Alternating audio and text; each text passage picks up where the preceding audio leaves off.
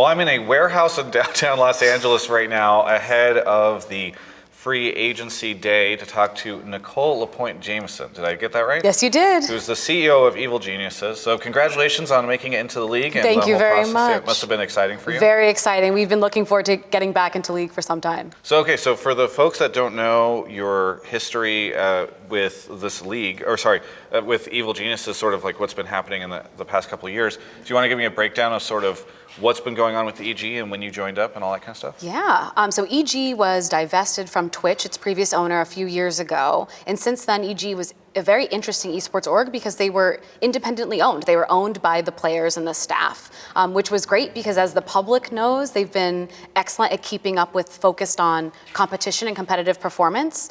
But it came to a point where you saw the missing areas of just having a cap table that's geared with players and staff. Like you're missing core competencies in marketing and more breadth of business expertise.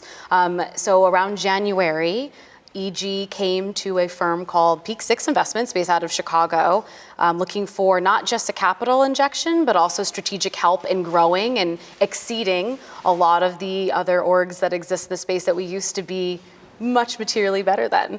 So I rolled in with Evil Geniuses with the capital injection in May, and it's been about 6 months now, and it's been way too much fun in the interim. Yeah.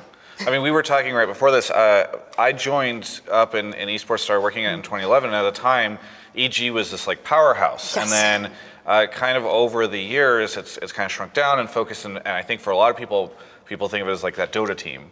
Right. But now it seems like you guys are kind of going back out again and really expanding again. Yeah, now we're not just a Dota team. We also have Rainbow Six, we have Counter-Strike, we now have League of Legends, as well as fighting games and Fortnite.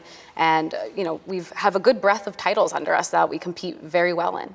So what was the decision to get into League? Like, because I think of League, obviously I'm a bit biased, but it's like kind of like the big boy esport. Yes. Right now. It costs a lot to get in, and it's a whole lot of work to maintain. You can't really pop in and out of it, right? So What was the decision like to get into League, and was it difficult at all? And I think you hit the nail on the head where what really attracted League and Riot to us was that they are really thinking multi-generational in terms of how to curate something that is sticky and will be robust to market movements, to technology movements, and they support the infrastructure around the League franchise teams. So we were really excited to not just be a part of it, to get back to our roots and titles that we used to be excellent in, but be part of something that's very forward-looking and strong going forward as well. All right, so I think for League fans now, we've kind of realized there's several different types of teams. There's like the old school folks, like the Reggies at TSM who've like founded their organizations. Then there's the new folks that come in, and then there's also just sometimes like sketchy, weird orgs, or like there's some strange stuff that happens behind the scenes, right? Yep. It feels like every couple of years there's some sort of weird scandal with an owner or something, and then the team leaves. So what can you sort of tell us about EG and the stability and sort of the infrastructure that's at EG right now? Right, so Evil Geniuses is the oldest esport org in the world. We were founded in 1999, so we're 20 years old, and that's very valuable because that means that the org and the brand and the ethos have weathered lots of changes in the macro ecosystem of the economy and where gaming has gone, as well as the micro, what has become esports, because esports 2 years ago is not esports today, and esports 10 years ago definitely isn't esports today.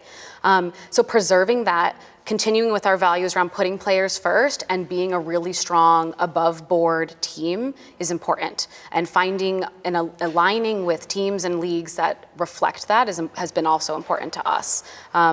So we're coming back strong and excited to be that powerhouse that people once knew us as.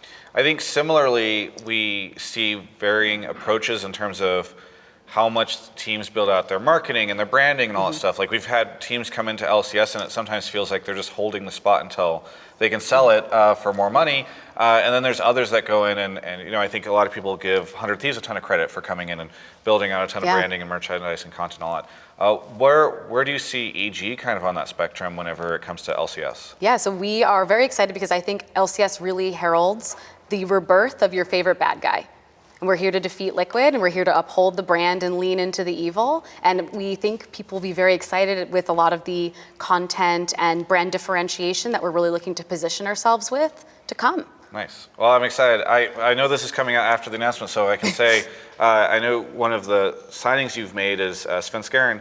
I don't think, he's not that much of a bad guy, right? Like, he seems like a pretty wholesome dude, I think, for people who watch his interviews. You would be surprised. Okay. Well, I'm excited. Regardless, so the team is coming into LCS. I think there's also been a lot of questions around general infrastructure, not just infrastructure, but even stability and sustainability in esports. And in League in particular, there's a pretty big price tag to enter. And then we've heard tons of rumors around salaries that are sometimes upwards of $1 million. I've heard even in this offseason, there's like buyouts that are in the millions. Is there any concern about being able to get a return on all the money that it costs to dump into an LCS team and to build the stuff out? This is why I think League, and this is a great question, because for Evil Geniuses, League was really interesting to us because we knew with our principles on how we run EG and our playbook for running a successful business would transfer over well. So we would be able to stay afloat and perform successfully, not just financially, but competitively, given what the infrastructure we've put in place, the staff we've brought on since the recent acquisition by Peak 6, and like the focus and expertise that's now in-house in the management and advisory team.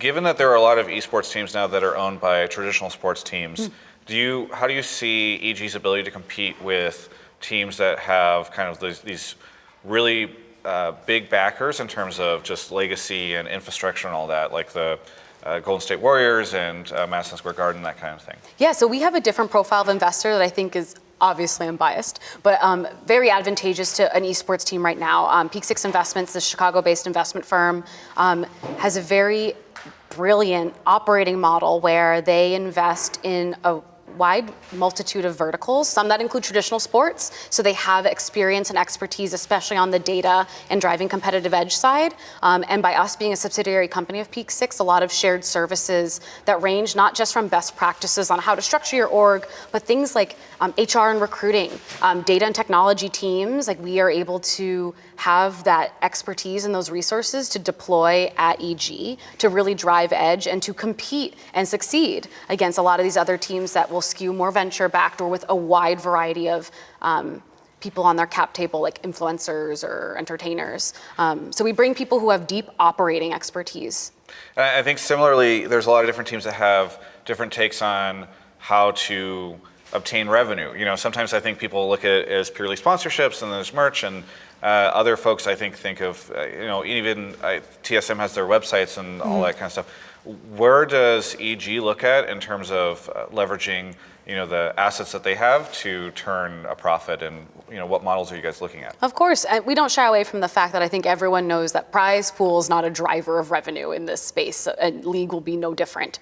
But EG has been great with, and what I've really been focusing on, again, is honing in on like more of the traditional sports revenue model with sponsorship with strong partners to make sure we operate at a reasonable rate, as well as looking at, as you mentioned, additional streams that are authentic to our brand and our wheelhouse of in-house expertise that help expand malleability in terms of what revenue streams we can utilize to keep the lights on and keep paying payroll. Yeah. Was there any concerns in joining LCS in terms of, it seems like there's a bit of a revolving door right now in terms of organizations and companies that come in. We have folks join up and then a couple years later, a couple of them go out. Any concerns around if this is actually ever going to be able to maintain like a solid 10 teams and everyone will be sustainable and in a good place? Well, having gone through the Riot diligence process, I can say Riot is a smart company, right? And they've been very thoughtful on bringing on this next wave of partners into the league that are more tenured and have aptitude to be sticky and to perform in the long term. And the diligence process is rigorous. We had a very expedited timeline, so it was extra rigorous for Evil Geniuses, but I think they are acutely aware of trying to make sure people at the table are the right people at the table to help league continue to grow, because it's definitely in a situation where high tides raise all ships. So everyone has to be engaged and on board and operate well to continue to elevate and proliferate the league brand. Yeah. And then just a final question kind of on the infrastructure side. A lot of the LCS teams and orgs are based out of LA. Some of them are now touting, bigger and bigger training facilities. what can we expect from EG when it comes to the league side? Yeah, so EG is headquartered in Seattle, and that's where most of our teams and most of our staff currently live and operate. But with the league acquisition of the franchise slot, we have expanded to Los Angeles. So we are currently building out an LA-based facility close to Riot, as well as it will house, players as well as support our staff. So we are looking at the facility model, not the gaming house model, and we'll have an LA footprint as an extension of our Seattle operations. Gotcha. All right. Well, I know you guys were creating some content here. That's why we decided to meet up with you guys down here. But I don't want to take too much of your time. But is there anything that you want to say to any of the League of Legends fans out there who are curious about EG coming in, maybe excited about some of the roster rumors they've been hearing? Of course. Thanks for continuing to be a fan, and we're excited to welcome new fans to the EVIL community. We hope you're as excited as we are for the things to come. Yeah. Well, thank you so much. Of course. Thank you, Travis. For everyone else, you can check out the rest of my coverage of all things off-season right here on my YouTube channel. He did it again. The man forgot to give me outros again. So now I'm stuck filming on my phone, telling you guys about how amazing these Alienware products are and how they're great for editing, and that soon for Black Friday you're going to start seeing deals, and that if you go to alienware.com/Travis, you'll be able to support him in our videos. So yeah.